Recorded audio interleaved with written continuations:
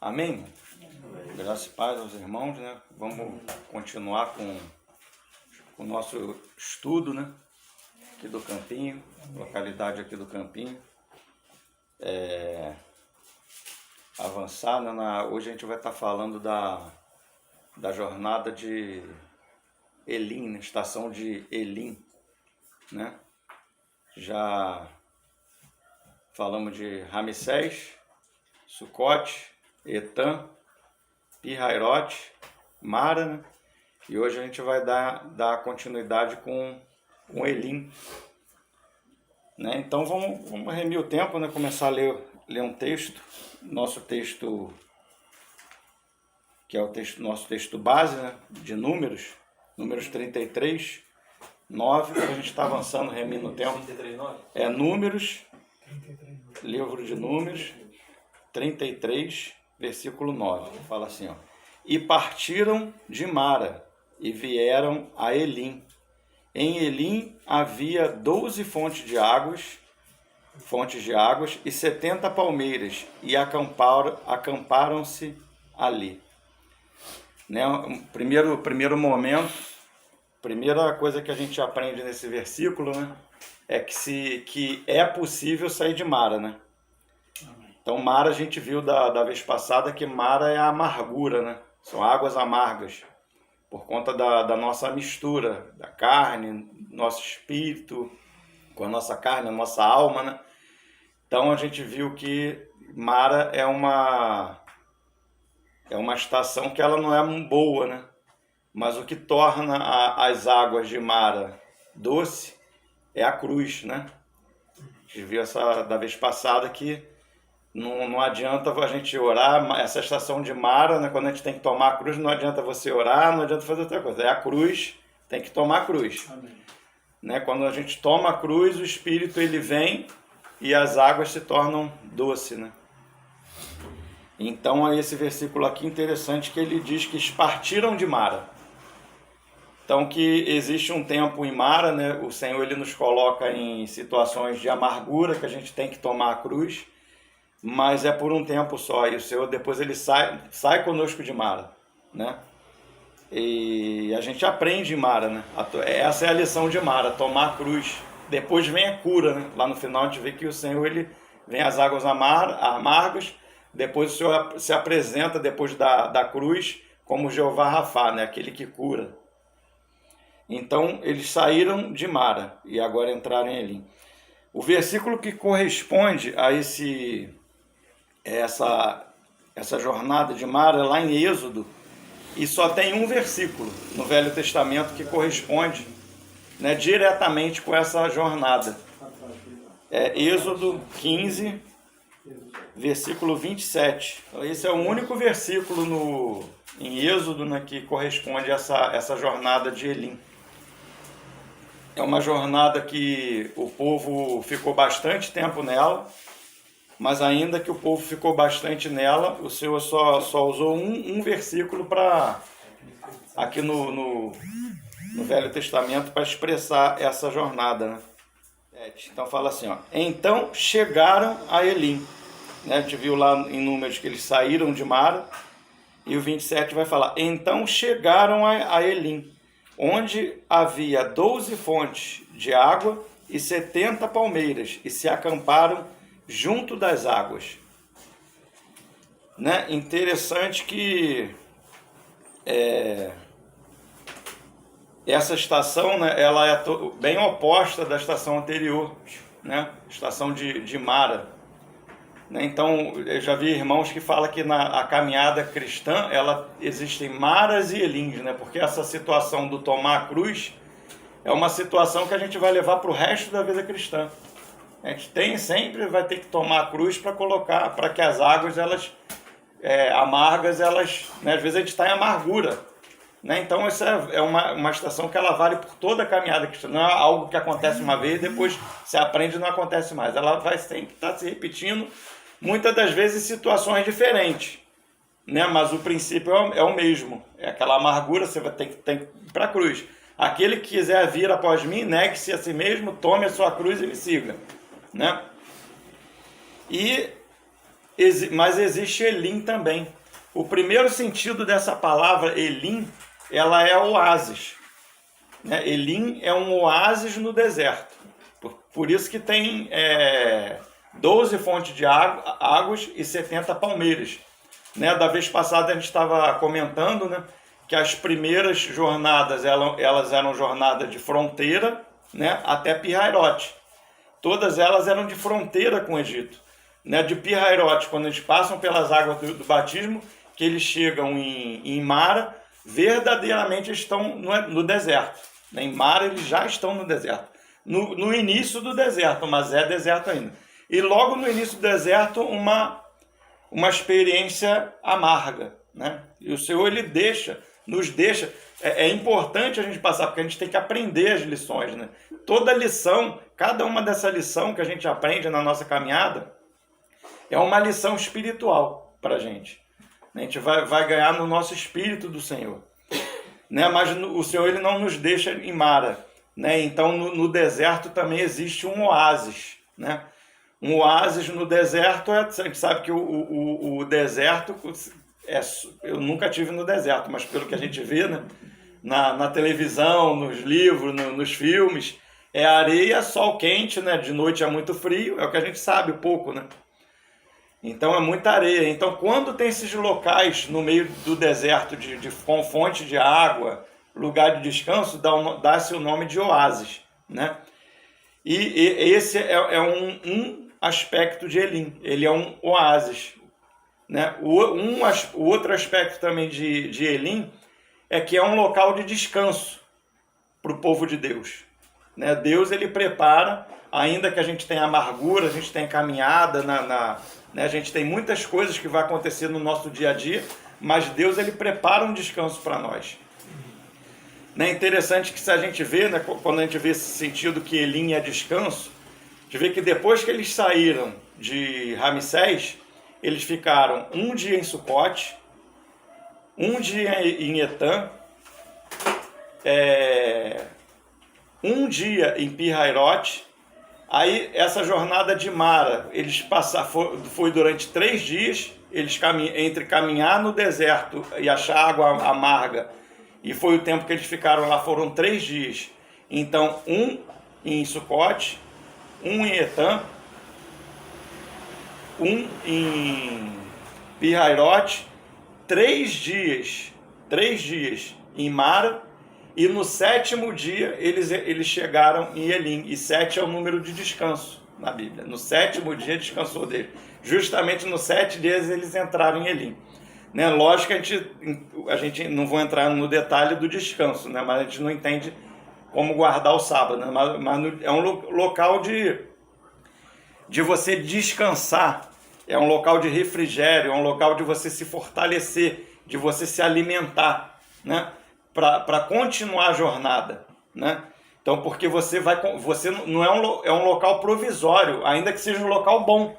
Elim é um local muito bom, um local agradável. A jornada de Elim é uma jornada agradável, mas não é uma jornada, um local permanente, né? Que a gente tem que continuar a nossa caminhada cristã. Então, ali é aquele tempo de fortalecimento para continuar, né, a caminhada.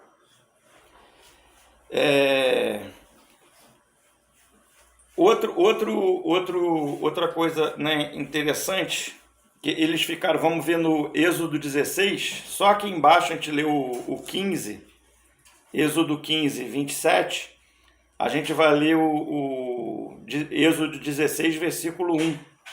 Só para a gente ver que nesse versículo já está falando da outra jornada, da próxima, né? Mas nesse versículo também revela quanto tempo eles ficaram em Elim, né? Então diz aqui, ó, partiram, Gênesis 16, versículo 1. Êxodo 16, versículo 1. Partiram de Elim, né, que já estão saindo de Elim. E toda a congregação dos filhos de Israel veio para o deserto de Sim. Né, mas antes desse deserto, eles têm uma outra estação que está oculta aqui, Mar Vermelho. Isso a gente vai ver mais para frente. Que está entre Elim e Sinai, aos 15 dias do segundo mês. Né? Então eles partiram de Elim, né? Então o que a gente entende aqui? Que eles partiram de Elim ao 15º dia do segundo mês. Então eles saíram do Egito no 15º dia do primeiro mês, certo? Então até agora, até aqui foram 6 dias de jornada, né? De Sucote em diante. Sucote até Elim são 7 dias, vamos dizer, uma semana. De Elim até o 15º dia são 21 dias ou 3 semanas. Então eles ficam em Elim 3 semanas. Né? Eles ficam uma semana praticamente até chegar em Elim. E de Elim para o outro mês ficam mais 3 semanas. Para completar o mês, 21 dias em Elim. Né? Então é uma estação que eles ficaram bastante tempo, comparada com essas primeiras. Né? Então Deus, ele, ainda que tu vê que as outras que teve mais dificuldades, passou rápido, né? Mas essa que é uma estação de refrigério, de sustento, né? de fortalecimento, eles ficaram ali mais tempo, o Senhor deixou eles ali mais tempo.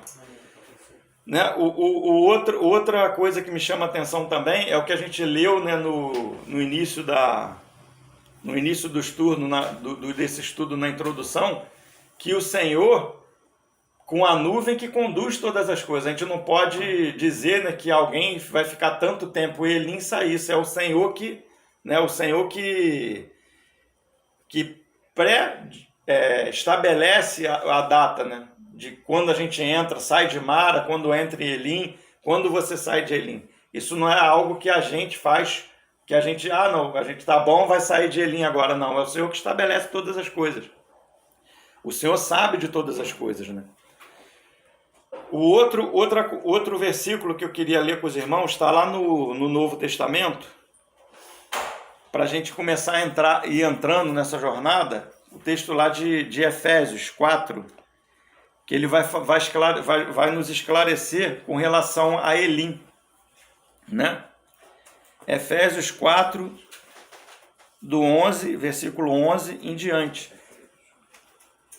Esse versículo, praticamente, ele é a revelação de Elim. Né? A gente vai ver depois que Elim, né, Elim fala que tinham 12 fontes de água, né, e 70 palmeiras. A gente vai ver que esses números, eles são números apostólicos. Né? Tinham 12 apóstolos. Efésios 4... Efésios 4, do 11 em diante. É que vai nos dar luz nessa questão de Elim. Né? Aqui a gente vai ver Elim e a gente vai ver Canaã. Né? Porque Elim, ela não é, ainda que seja um oásis, seja uma estação agradável, boa, não é Canaã. É uma estação de transição, né? Para que a gente venha se fortalecer para chegar até Canaã. E aqui diz, né? A partir do 11. E ele mesmo, quer dizer, o próprio Senhor, foi ele que deu, ele que estabeleceu, ele fez, ele mesmo, o próprio Senhor. Amém. Ele mesmo concedeu uns para apóstolos, aqui o número 12, aqui, o número apostólico, tá vendo? Então, Elim é uma estação, esse oásis, fala do ministério, né, da igreja no Novo Testamento. Né? Essas 12 fontes de água e 70 palmeiras, ela vai falar do ministério no Novo Testamento.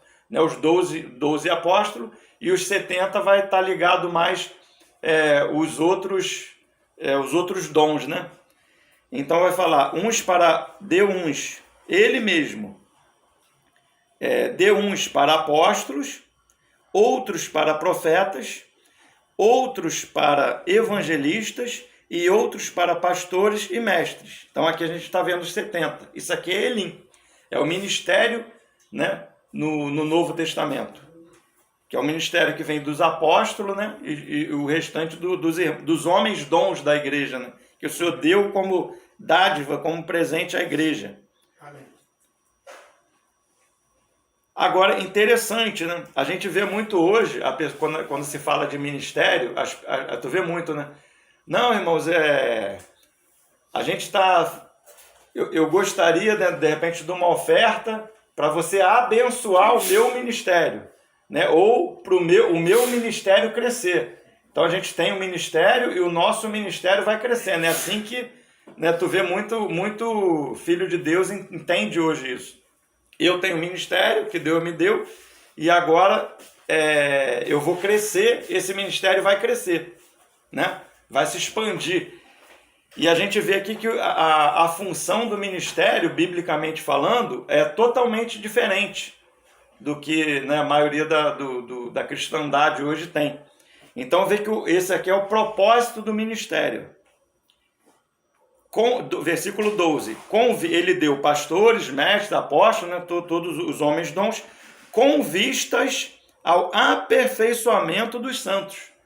Então essa é a função do ministério, o aperfeiçoamento dos santos, né? Esse é um aspecto. Com vista ao aperfeiçoamento dos santos para, né, e tem outro propósito, para o desempenho do seu serviço, né? Os santos, eles têm que ser aperfeiçoados, para quê? Para que eles venham servir também. E a própria palavra ministério, a gente às vezes pensa numa palavra muito importante, né? Ministério. Mas a própria palavra ministério, ela se traduz também por serviço. Ministério é um serviço da igreja, simples assim. Cada um tem o seu serviço, né? Os apóstolos têm os seus, os pastores, os evangelistas, né? Os mestres, cada um tem o seu serviço. O ministério, ele é serviço, né? Então, o serviço, qual é o serviço do ministério? Aperfeiçoar os santos para que eles venham servir também, para o desempenho do seu serviço. Né? Então, a gente está falando de aspectos, né, do ministério. Então, essa é a função desse oásis no deserto, né? Aperfeiçoar os santos, né? Então, existe uma fase que os santos eles têm que ser aperfeiçoados e eles têm que ficar debaixo do ministério, né? Por um período, um tempo, né? Aí vem o 13. O 13 agora a gente vai ver Canaã, né? E a gente vai ver também que o ministério ele tem um tempo, aquilo que eu falei, né? Que ele é predeterminado pelo Senhor. A gente não sabe, pode dizer isso, mas o Senhor sabe. Então existe um até, né?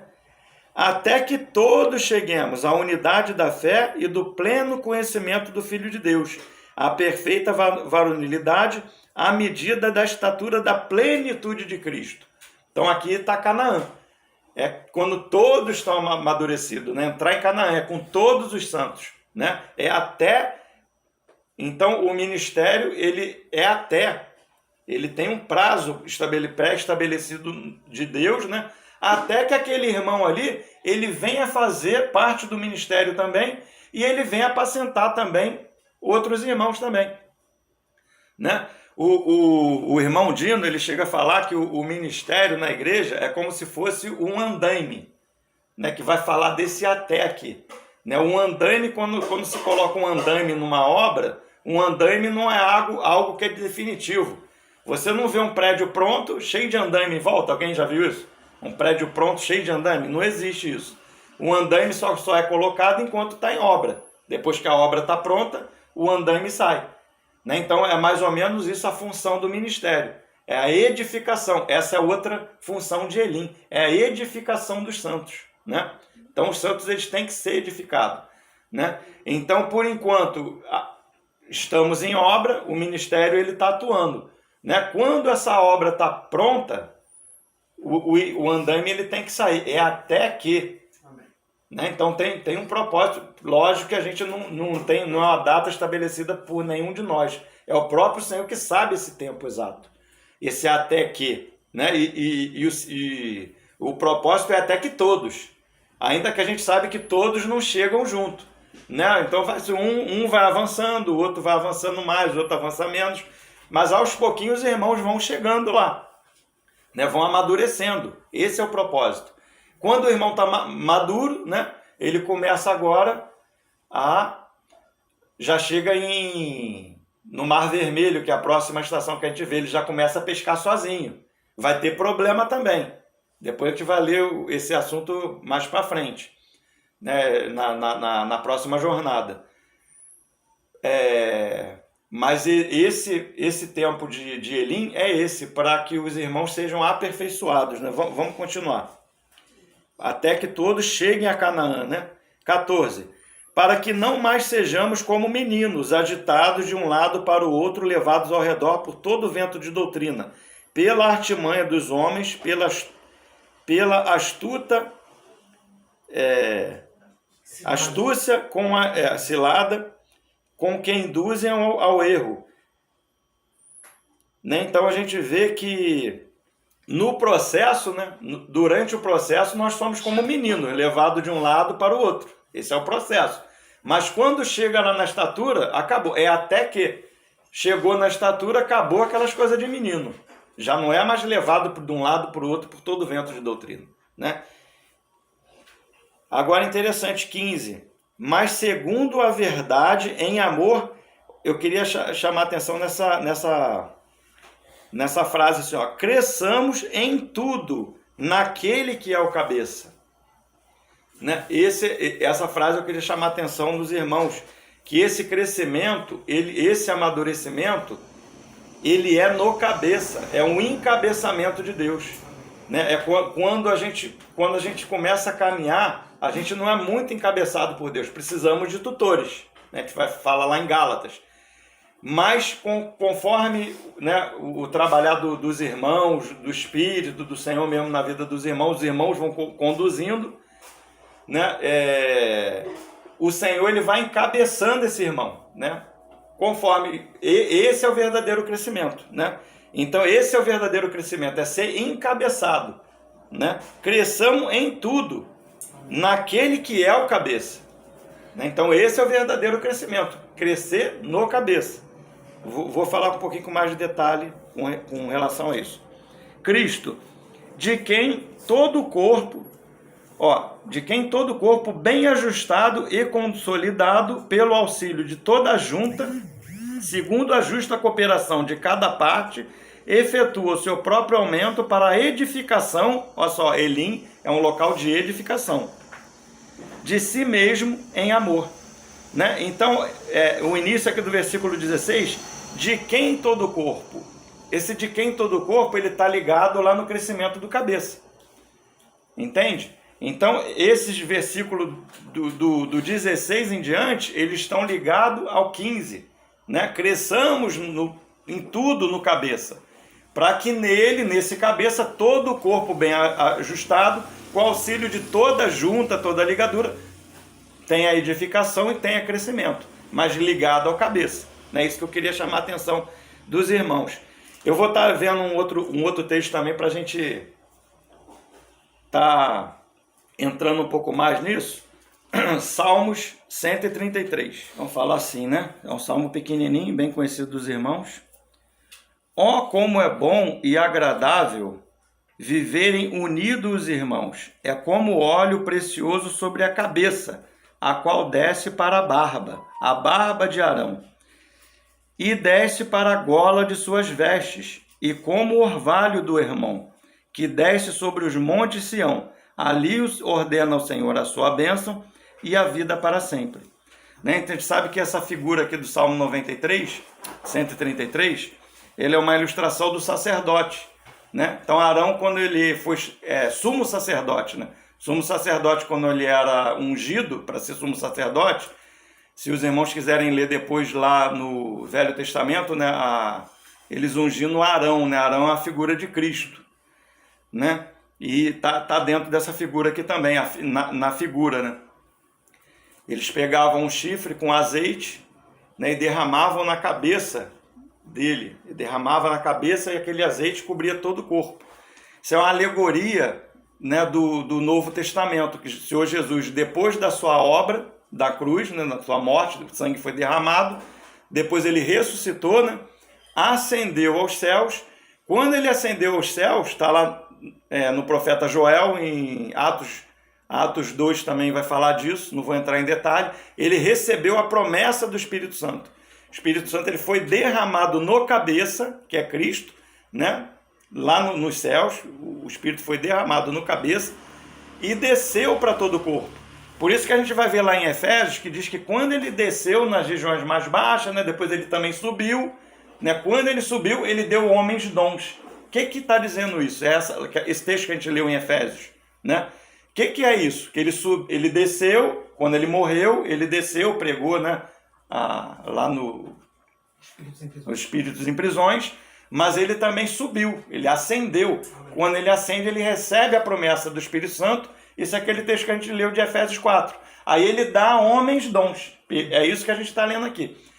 E o que eu queria chamar a atenção dos irmãos, estou falando tudo isso, porque a cabeça é uma figura do Senhor, o corpo é da igreja, e a barba ela é uma ilustração, uma figura do ministério, de Elim, ou seja, a barba é Elim. Né? Então a gente vê, chamar a atenção dos irmãos, que a barba ela não é a cabeça, mas a barba ela está intimamente ligada à cabeça. Então essa é o propósito do ministério. O ministério ele tem que estar em comunhão, ligado, unido à cabeça. Os irmãos mais amadurecidos, eles têm que estar mais unidos com Deus. Né? Então esse é o sentido. A barba ela não é a cabeça, mas ela está intimamente ligada à cabeça. Né? Porque existe um canal de fluir na igreja. Né? O óleo, isso aí é outro aspecto que eu vou falar de Elim. Ainda que, né, o número 12 é um número apostólico, né, 70 também, de ministerial, e essa nossa jornada ela fala de fontes de água, né, e fala do ministério apostólico, mas ainda que eles não são diretamente a fonte. A fonte ela é o Espírito, é o Senhor. Né? Essa é a fonte. Né? A fonte vem, né? Esse é um outro aspecto de Elim, ainda que estão representando a representatividade, né, da autoridade de Deus, autoridade delegada. É assim que Deus governa, ele delega a autoridade. Né? Conforme ele vai vendo no nosso amadurecimento, que a gente vai avançando em Cristo, ele vai delegando autoridade. E aí ele vai derramando o Espírito vem pelo cabeça, pelos ministérios e vai para todo o corpo. É aqui a alegoria de Salmo 133. Né? Então, ainda que eles são um ministério, né, uma representatividade do ministério da nova aliança, os 12 apóstolos, as 12 fontes, mas eles não são a fonte diretamente. A fonte é o Senhor e o Espírito. Né? Então, vem do Senhor. A gente fala, porque dele, por ele e para ele são todas as coisas. Essa é a verdadeira obra de Deus. Ela tem que ter início em Deus. Ela procede de Deus. Né? Quando a gente faz coisas por conta própria, é palha, feno e madeira. A gente está na nossa carne. Mas a verdadeira obra de Deus, ela vem do Senhor. A fonte é Ele mesmo. Vem do cabeça, passa pelos ministérios e ela vai agora, o Espírito vai, né, até a orla das vestes, até vai ungir todo o corpo. Né? Então essa é a função do ministério. É uma representatividade da autoridade delegada de Deus, pelo Espírito Santo. Fluir, né? Flui do cabeça, pelo ministério, para todo o corpo. Né? Então esse é um outro aspecto. Que a gente vai ler também, Jeremias, capítulo 31, versículo 33 e 34. A gente vai ver aqui que o Espírito como fonte, né? Que a gente vai ver aqui, depois a gente vai ler também em Pedro, 1 Pedro 5 também. Fala assim, ó, porque esta é a aliança que firmarei com a casa de Israel, depois daqueles dias, diz o Senhor. Na mente deles imprimirei as minhas leis e também no coração lhes inscreverei. Eu serei o seu Deus e eles serão o meu povo. Não ensinará jamais cada um ao seu próximo, nem cada um ao seu irmão, dizendo, conhece ao Senhor, porque todos me conhecerão, desde o menor até o maior deles. Diz o Senhor, pois perdoarei as suas iniquidades e dos seus pecados jamais me lembrarei. Né? Então todos aprenderão, né, pelo Senhor. Vamos complementar isso aqui com 1 Pedro 5. 1 Pedro 5, de 1 a 4. Rogo, pois, aos presbíteros que há entre vós, eu, presbítero com eles, e testemunha dos sentimentos de Cristo. Oi? é testemunha dos sofrimentos de Cristo e ainda coparticipante da glória que há de ser revelada. Pastoreai o rebanho de Deus que há entre vós, não por constrangimento, mas espontaneamente, como Deus quer, nem por sorte da ganância, mas de boa vontade, nem como dominadores dos que vos foram confiados, antes tornando-vos modelos do rebanho. Ora, logo que o Supremo Pastor se manifestar, recebereis a imarcessível coroa da glória. Então, isso aqui é um outro aspecto de Elim, né? Aqui já está mais ligado às palmeiras. Elim é um local de apacentamento. Esse é o sentido das palmeiras, né? As palmeiras é um local que vai dar sombra, né? A palmeira, ela tem coco, vários tipos de... Não é coco igual coqueiro, mas tem os coquinhos, né? E algumas são comestíveis. Palmito. E a palmeira tem um outro sentido. A palmeira, no Velho Testamento, ela representa os filhos de Deus amadurecidos, né? Que a gente está falando do ministério. É aqueles filhos de Deus que são como coluna na igreja, né? Se a gente vê lá em Ezequiel, se eu não me engano, acho que é 40, capítulo 40, a gente não vai ler, não. É Ezequiel 40 e 41, quando Ezequiel vai falando do templo, a gente vê que em alguns lugares ele vai falar, onde tem coluna, ele vai falar de palmeira, né? Esse é um sentido da palmeira.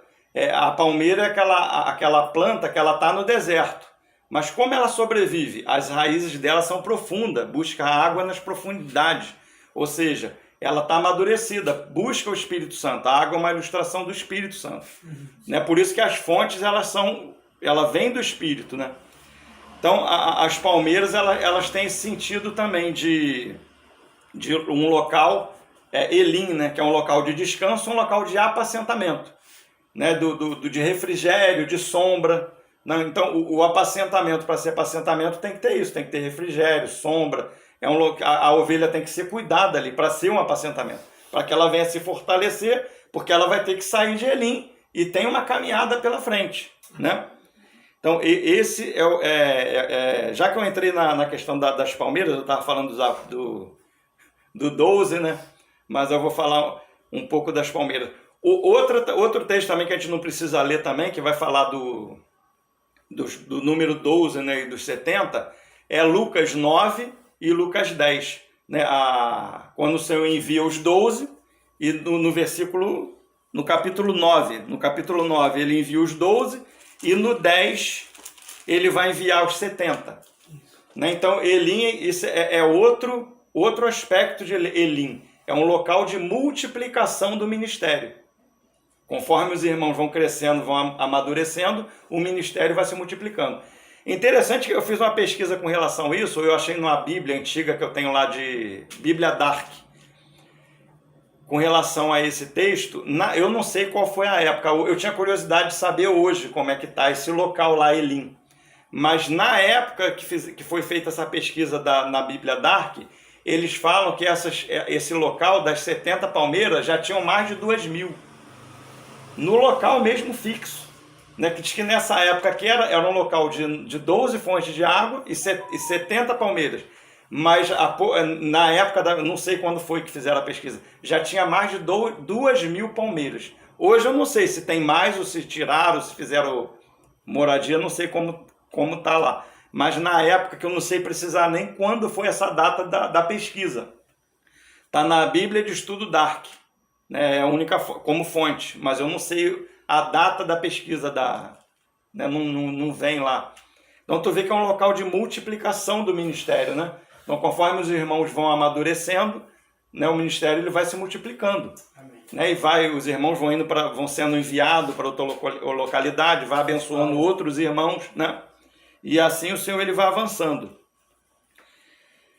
Outra coisa interessante das palmeiras, por exemplo, quando eles entram em Jericó, né, quando eles entram na Terra Prometida, a primeira cidade que eles ganham, qual é a primeira cidade? Jericó, não é isso? Essa é a primeira cidade que eles ganham, Jericó. Né, e esse nome Jericó, então ali, eles entrando em Canaã, é uma alegoria da plenitude de Cristo. né? Canaã. Então estão entrando na plenitude de Cristo. Primeira é Jericó. Né? Então essa palavra Jericó, ela diz fragrância. A tradução dela no original é flagrância. Então isso é um aspecto. Quando você ganha Jericó, você está derramando o bom perfume de Cristo. Né? Não tem mais cheiro de homem, de carne, mas agora está sendo liberado o perfume de Cristo. Agora, para a gente entender melhor isso, né, se você fizer uma pesquisa no Velho Testamento, você vai ver em vários textos cidade das palmeiras. Você vai ver lá, eles entraram na cidade das palmeiras, eles voltaram para a cidade das palmeiras. Então existia uma cidade no Velho Testamento que era a cidade das palmeiras. E a gente já viu que a palmeiras ela é uma alegoria de irmão maduro, de ministério. Existia um ministério em Jericó. E até o nome era Cidade das Palmeiras, Jericó, fragrância, né? Mas em determinado momento isso foi perdido. Agora eles têm que entrar lá para restaurar. Então esse é o sentido de ganhar Jericó. É o restabelecimento do ministério. Então tem principado ali. Então a primeira coisa, para entrar, né, o ministério ele tem que chegar numa... E ali eles vão ganhando as terras. Tu vê que é interessante, né? A gente pô, mas Jericó, ele no Antigo Testamento ele é colocado como a cidade das palmeiras. Outra coisa interessante também com relação das palmeiras, em Juízes 4, fala da única juíza que teve, Débora. Né? É a única juíza que tem. E todos eles são homens, né? E Débora, ela era uma mulher. Se você for lá no texto, também não precisa ir lá se os irmãos quiserem olhar depois com detalhe, com calma, Juízes 4, vai falar que ela servia os irmãos debaixo das palmeiras. Tem versão que está debaixo da palmeira. Então ela estava debaixo da palmeira. Ou das palmeiras, porque tem algumas traduções que traduzem no plural, tem umas que traduzem no singular. Então, no mínimo, essa mulher, ela servia ali debaixo de alguém. Ou fosse da palmeira ou das palmeiras. Então, existiam pessoas ali que ela se submetia. Então, ela diz que ela servia ali debaixo das palmeiras. Outras versões diz também que ela habitava debaixo das palmeiras. Então, era um local de habitação dela. Ela era submissa, era embaixo da palmeira. Encabeçada, né? Oi? Encabeçada. Ela estava encabeçada, entende? Ainda que ela estava, né, Deus permitiu por um período, porque os homens na época, se você for estudar com detalhe, o varão na época que era para ele ter ido à frente, ele não estava indo. Aí ele vai falar com ela fala, pô, mas Deus não já mandou você, porque ele, não vou, está covardado. Ele, não, só vou se você for. Ela fala, não, eu vou. Entende? Então, ela, como o Gabriel falou, ela estava encabeçada, ela estava debaixo das palmeiras. Né? Interessante, né? Tu vê que na figura a gente aprende muita coisa. Voltando para os 12, né? Outra coisa do aspecto do número 12, a gente vai ver que eram 12 tribos, 12 apóstolos, mas no Velho Testamento são 12 tribos, né? Que também o aspecto lá é ministerial, sempre é ministerial. 12 tribos. No templo tinham 12 pães, que vai falar da comunhão desse ministério. Esse ministério ele tem uma comunhão, então a gente está falando de vários aspectos. Né? O sacerdote ele carregava 12 pedras no peitoral dele, quando ele entrava, né? O sumo sacerdote, quando ele entrava no Santíssimo Lugar, cada pedra daquela dali equivalia à cor de uma tribo. Né? A gente vai, por que não tinha uma fonte só? Tinham 12, cada uma, né? A gente vê que... não, mas você tem um apóstolo, não precisa de 12. Ele vai falar que cada um, Deus, é como se Deus ele fosse a luz... como eu posso explicar assim, a luz branca, né, que é a luz integral, a luz inteira. Né? Quando ele derrama o Espírito, que o Espírito vem, ele vai se repartindo em cores. E quando cada um de nós expressamos Deus, a gente expressa uma parte de Deus. Por isso que o Senhor, o corpo do Senhor, ele foi partido por nós. Né? Ninguém tem a plenitude, expressa a totalidade do Senhor. Né? Então cada um expressa uma cor diferente. Né? Então por isso que 12 apóstolos, 12 tribos, 12... se você for lá em Apocalipse 21, você vai ver que tudo que o ministério edificou vai estar na cidade santa. 12 portas, né? O nome dos 12 apóstolos está lá na Nova Jerusalém, né? Só tem 12 pérolas. Está tudo edificado lá na cidade santa, na Nova Jerusalém, né? Outra coisa interessante esse eu queria ler Josué 4, que vai falar das 12 pedras, que quando eles atravessaram o Jordão, eles fizeram um altar dentro do rio. Josué 4. Josué 3, vou ler Josué 3 e Josué 4. Só um versículo, Josué 3, a gente vai ler o versículo 17. Então passou o povo, olha só, a gente vai ver que o povo passou. Então passou o povo defronte de Jericó. Porém, isso aí é o finalzinho do 16. 17. Porém, os sacerdotes que levavam a Arca da Aliança, que é uma alegoria do Senhor, né? A Arca da Aliança do Senhor, pararam firmes no meio do Jordão, e todo Israel passou a pé enxuto, atravessando o Jordão. Né? A gente vê que interessante, a arca, né? A arca ela é uma alegoria de Cristo. Né? Ela é de madeira, que fala da humanidade de Cristo, coberta, totalmente revestida de ouro, fala da divindade de Cristo, e a gente vê que os sacerdotes é uma alegoria também do ministério, estão levando o Senhor, carregando o Senhor no ombro, né? E agora eles vão entrar, o ministério, então aqui é uma alegoria, o ministério, que é a figura dos sacerdotes, né? A gente vê que não é o sumo sacerdote, são os sacerdotes, estão com Cristo no ombro, eles vão entrar no Jordão, a água vai parar, né, no Jordão, e eles vão ficar lá no fundo do Jordão até todo o povo passar. O que é isso, essa alegoria? É que o ministério ele tem que se colocar numa posição de morte, né? Que o batismo é a morte, nós fomos incluídos na morte e ressurreição de Cristo, não é isso, o batismo? O Jordão é a consagração, é agora eu que me coloco na posição de morto, de crucificado com Cristo. Então é essa a posição do ministério, aquela posição de crucificado com Cristo. Então está no fundo do Rio Jordão ali. Então sepultado, é uma posição de sepultado, de consagração. Então o ministério ele fica ali numa posição com a arca no ombro, dentro do Jordão, na posição de morto, para que o restante do povo ele vá entrando na plenitude de Cristo. Que o povo vá avançando. Então o ministério ele tem que estar na posição de crucificado. Essa é a alegoria. Então vai ver que depois de Josué, no 4, não vou entrar, que se os irmãos quiserem ler com detalhe depois, 3. E ordenai-lhes, dizendo, daqui no meio do Jordão, do lugar onde parados pousaram os sacerdotes aos pés, tomai 12 pedras e levai-as convosco e depositais no alojamento em que haveis de passar a noite. Então, 12 pedras, cada uma, né,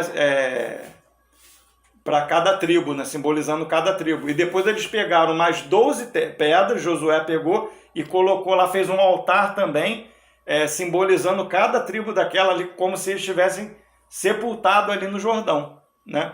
Entraram na plenitude de Cristo. Então, essas 12 pedras lá, ele fez um altar dentro do Jordão, né?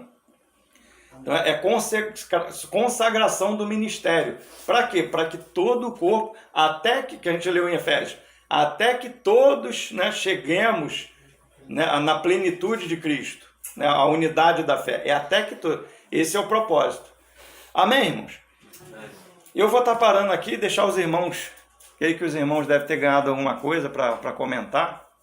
Vou estar encerrando aqui a gravação, aí os irmãos ficam... O assunto é bem rico, a gente toca só panoramicamente, né? Amém?